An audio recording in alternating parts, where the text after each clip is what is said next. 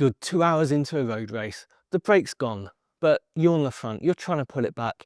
Your heart rate has been at 175 beats per minute for 10 minutes. That organ in your chest is pumping 25 litres of blood per minute to your legs. And it's been doing that without you thinking about it even once. At rest this morning with your coffee, it was pumping 5. Now it's doing 25. It's the same heart, but you've got 6 times the output. Your total blood volume is about 5 litres. So at max, your entire blood supply is circulating 6 times a minute through the heart, to the lungs, back to the heart, out to the muscles, back again. 6 complete loops every minute. And that capacity is what determines your VO2 max. And VO2 max is essentially a measure of how much oxygen your cardiovascular system can deliver and your muscles can use. The cardiovascular system does 3 things: oxygen delivery, thermoregulation, and nutrient delivery and waste removal. But for endurance performers, oxygen delivery is the one that matters most. And increased cardiac output is the most significant cardio adaptation to training. It's a linear relationship. More cardiac output, higher VO2 max, and that's the bottom line.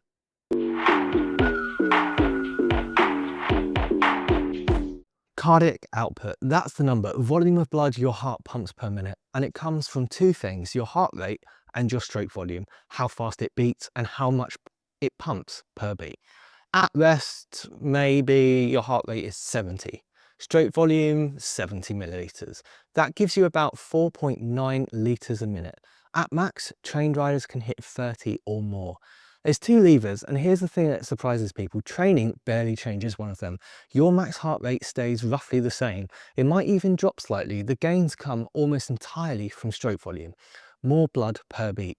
2 riders doing the same threshold effort, same power, one trained, one not. The trained rider's heart beats slower, but pumps more per beat.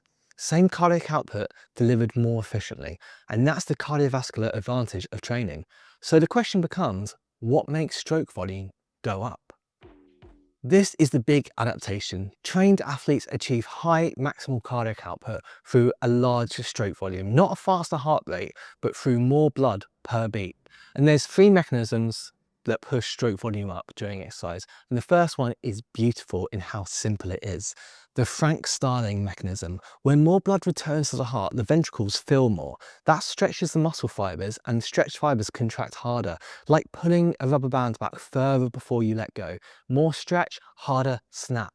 More blood in and more blood out. During exercise, the venous return increases because your working muscles are contracting and squeezing blood back towards the heart. Every pedal stroke is also a pump stroke for your veins. Frank-Starling takes that increased return and converts it into increased output. No conscious control required, no hormonal signal needed, automatic. The bottleneck is the thing that matters, and for Frank-Starling, the bottleneck is how much blood comes back, which is why blood volume matters, which is why plasma expansion matters, which is why detraining hits stroke volume first, because plasma volume drops and suddenly there's less blood returning to stretch the ventricles. Increased contractility. Adrenaline and noradrenaline make the heart squeeze harder, independent of how much it's been stretched. So you've got Frank-Starling stretching it from the inside, and catecholamines making the muscle squeeze harder on top. Reduced afterload. During exercise, vasodilation in the working muscles reduces the resistance the heart pumps against. Less resistance downstream, easier to eject blood, more comes out per minute. And that's 3 mechanisms, all pushing stroke volume up. And then there's the structural adaptation, your left ventricular hypertrophy. The left ventricle pumps blood around the body like skeletal muscles. It adapts to increased stress. Athletes routinely show 15 to 20% increases in wall thickness. A bigger chamber that fills more and ejects more, that's where stroke volume comes from. So what about heart rate, the other lever? Heart rate is controlled by 2 branches of the nervous system. Parasympathetic, that's the brake, keeps heart rate low at rest. The vagus nerve applies it. Sympathetic, the accelerator. When you start riding, sympathetic tone increases, heart rate rises. As exercise continues, feedback from your working muscles further stimulate sympathetic activity. Your heart rate will keep climbing. In the untrained, resting heart rate sits around 70 to 80 beats per minute. Highly trained endurance athletes can be 30 to 40. The brake is stronger. Resting heart rate drops with training, everyone knows that. Heart rate at any given submaximal intensity drops too. Same effort, heart rate doesn't need to beat as fast because stroke volume has gone up. More blood per minute, fewer beats needed. Maximum heart rate, unchanged or slightly reduced. The gains in cardiac output come almost entirely from stroke volume, and that's worth repeating because it's the most important adaptation in the whole cardiovascular system. The heart can only pump what it receives, and what it receives depends on blood volume. Blood volume increases with endurance training. Two phases. First, plasma volume, that's the watery component between the cells. That expands relatively quickly. Second, the red blood cell count, total hemoglobin mass, that takes longer. Because the plasma expands faster, hematocrit actually drops initially. Blood becomes more dilute. It's not a bad thing, reduces viscosity, and it flows easier. Hemoglobin is central to oxygen transport. It carries oxygen in the blood to the muscles. Training increases total hemoglobin mass, more carrying capacity. And remember the Bow effect from the acid-base episode? Hemoglobin releases oxygen more readily in acidic environments at the working muscles where CO2 and hydrogen ions are accumulating. Oxygen unloads preferentially. The delivery system isn't just bigger, it's better targeted. Everything connects. The acid-base balance we talked about last time directly influences how efficiently oxygen is delivered. The hydrogen ions that impair your enzymes also signal hemoglobin to release oxygen where it's most needed. So far, we've been talking about the central side. Heart, blood, pump and fluid. But getting blood to the muscles is only half the job. The other half is what happens when it arrives. Think about your legs during that hard effort. Blood arrives in the arteries. Oxygen needs to get out of the blood across the capillary wall, through the tissue and into the mitochondria. And that last mile matters, and training changes it.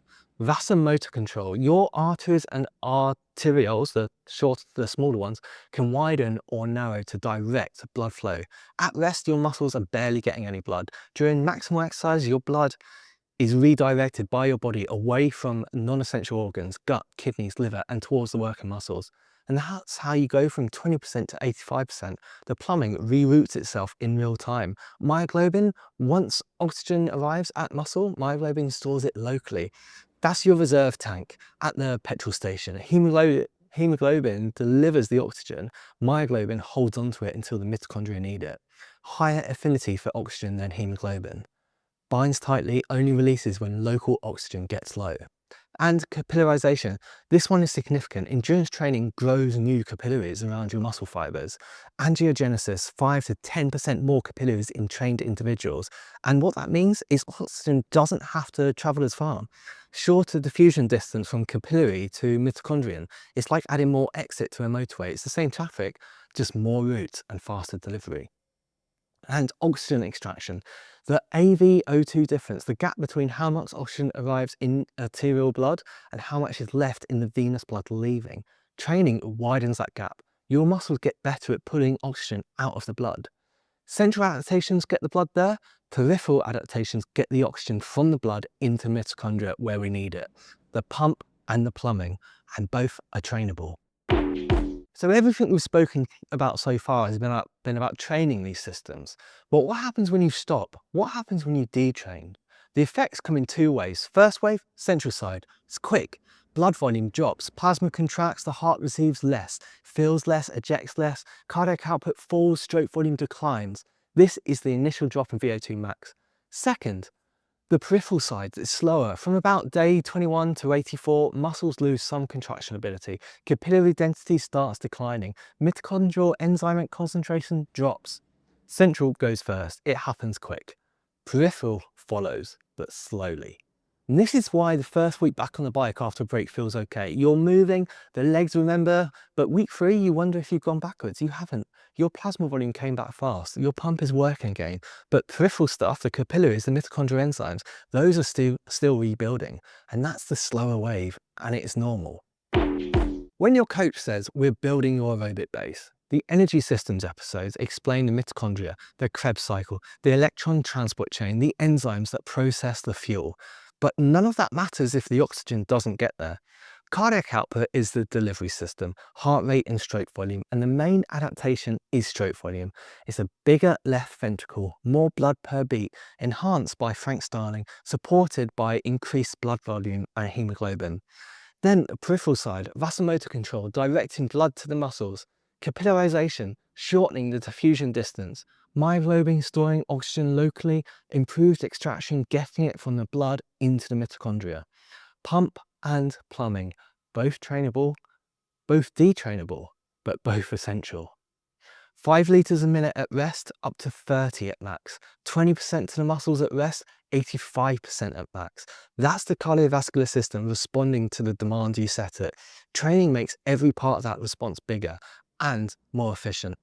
The delivery system sits above everything else. Improve it and everything downstream works better. The bottleneck is the thing that matters, and the bottleneck is trainable. I've said that every time, and it's true in every pathway: the phosphagen system, glycolysis, the Krebs cycle, the electron transport chain, the carnitine shuttle, acid-base buffering, and now the cardiovascular system, delivering the oxygen that makes all of it possible. Every one of those bottlenecks is specific, measurable, and trainable, and that's not motivation, it's biochemistry. Saddledupcycling.co.uk if you want to get in touch. Saddle up, and remember, 5 litres a minute at rest, 30 at max. Your heart is doing all that and you're still complaining about a headwind? All right, cheers. See ya.